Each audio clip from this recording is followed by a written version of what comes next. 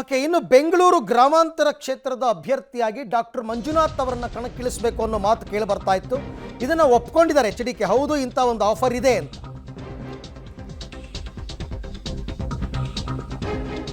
BJP ಅಭ್ಯರ್ಥಿಯಾಗಿ doctor Manjunath ಅವರನ್ನ ಕಣಕ್ಕಿಳಿಸುವಂತೆ ಒತ್ತಡ ಇದೆ. ಆದರೆ ಡಾಕ್ಟರ್ ಮಂಜುನಾಥ್ ಸ್ಪರ್ಧೆ ಮಾಡಬೇಕಾ ಬೇಡವಾ ಅಂತ ನೀವೇ ತೀರ್ಮಾನಿಸಿ. ಮಂಜುನಾಥ್ ಸ್ಪರ್ಧೆ ವಿಚಾರವನ್ನು ಕಾರ್ಯಕರ್ತರಿಗೆ ಬಿಟ್ಟಿದ್ದಾರೆ ಕುಮಾರಸ್ವಾಮಿ.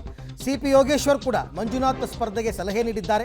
ಮಿತ್ರ ಪಕ್ಷದ ವರಿಷ್ಠರು ಬಿಜೆಪಿ ನಾಯಕರ ಭಾವನೆಯನ್ನು ಗೌರವಿಸಬೇಕಾಗಿದೆ. ದೇವೇಗೌಡರಿಗೂ ಈ ಬಗ್ಗೆ ಮನವೊಲಿಕೆ ಮಾಡಿಕೊಟ್ಟಿದ್ದೇನೆ ಅಂತ ಹೆಚ್ಚು ಕಡಿಮೆ ಕುಮಾರಸ್ವಾಮಿ ಅವರು ಮಂಜುನಾಥ್ ಅವರನ್ನ ಸ್ಪರ್ಧೆ ಮಾಡಿಸೋದಕ್ಕೆ ತೀರ್ಮಾನ ಮಾಡ್ದಂಗೆ ಕಂಡು ಬರ್ತಾ ಇದೆ. ಬಟ್ ಡಾಕ್ಟರ್ ಮಂಜುನಾಥ್ ಅವರ ವಿಚಾರವಾಗಿ, ಅದು ಡಾಕ್ಟರ್ ಮಂಜುನಾಥ್ ಅವರು BJPಯಿಂದ ಕಣಕ್ಕಿಳಿಲಿ ಅಂತ ದೇವೇಗೌಡರು ಅದಕ್ಕೆ ಸಾರಾಸಗಟಾಗಿ ತಿರಸ್ಕರಿಸಿದರು. ಬೇಡ, ಈ ಕಲುಷಿತ ರಾಜಕೀಯಕ್ಕೆ ಮಂಜುನಾಥ್ ಬರೋದು ಬೇಡ ಅಂತ.